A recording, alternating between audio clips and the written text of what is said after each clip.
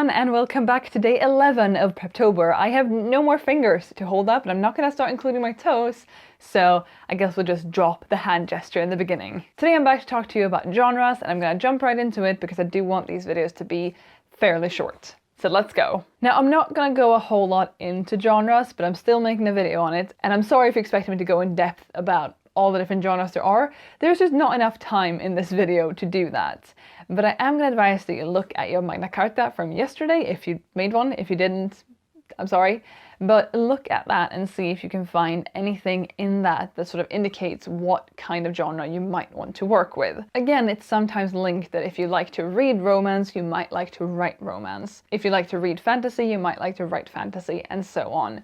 But look at your Magna Carta and see if there is a specific genre that sort of stands out, and if not a genre in itself, if you haven't put, ooh, high fantasy or fantasy on that list, because maybe you put things like, oh, I like a romance subplot and I like strong independent women and dogs on your list. Maybe you didn't put genre specific things, but you can still look at your Magna Carta and see, okay, I like these different tropes or these different things that can be included in works of fiction, and I also feel like I want to write a sci-fi, because there's nothing saying that if you like romance subplots and strong independent women and dogs, just to go with the same examples as before, that you can only write a specific genre. Because you can take those three examples that I gave you before and put them into fantasy or sci-fi or contemporary or urban fiction or whatever you want, and that's totally okay. And you might have a genre that I always write fantasy. I don't, but that I always write fantasy, that's what I enjoy doing, that's what I want to keep doing.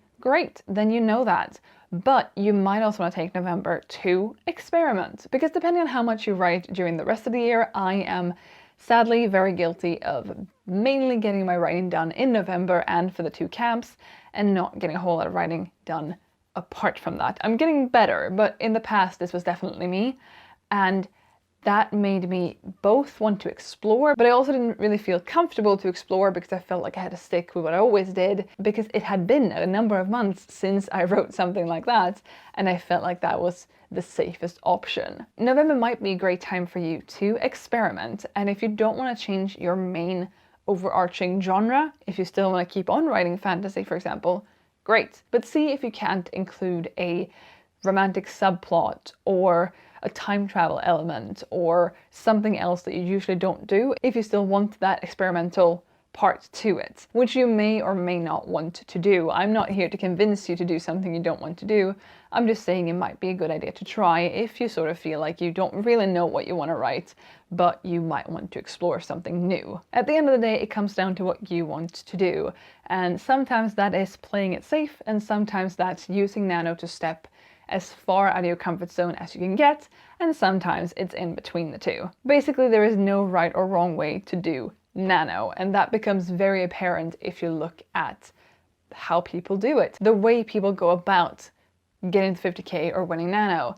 Some people write their entire 50k in the first 24 hours. Some people write 200 words a day up until the last week, and then they just get all those words out. It really depends. And sometimes that is intentional, and sometimes life is just too hectic during parts of the month, because you might have exams or your kids need help or whatever other contributing factors.